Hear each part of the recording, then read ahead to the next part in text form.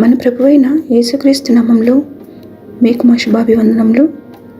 ఈరోజు దేవుని వాగ్దానము, ఇదిగో దేవుని నివాసము మనుషులతో కూడా ఉన్నది.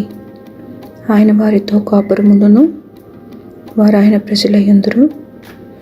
దేవుడు తానే వారి దేవుడై ఉండి వారికి తోడైయుండును.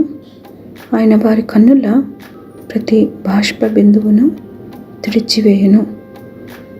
ప్రకటన 21వ అధ్యాయము 3-4 వచనాలు. Behold, the dwelling place of God is with man, and he will dwell with them.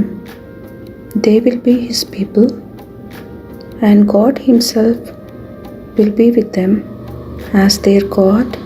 He will wipe away every tear from their eyes. Revelation chapter 21 verses 3 and 4. ప్రార్థన. ప్రేమగల తండ్రి, మీ మంచితనమును బట్టి, మీ విశ్వాసతను బట్టి ఈ నూతన దినంలోనికి మమ్మల్ని నడిపినందులకు వందనాలు.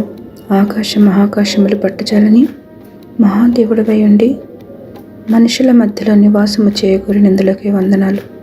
మా ప్రభుడవై, మా కాపరివై మమ్మను మీ సంరక్షణలో నడుపుమని యేసు నామములో వేడుచున్నాము తండ్రి.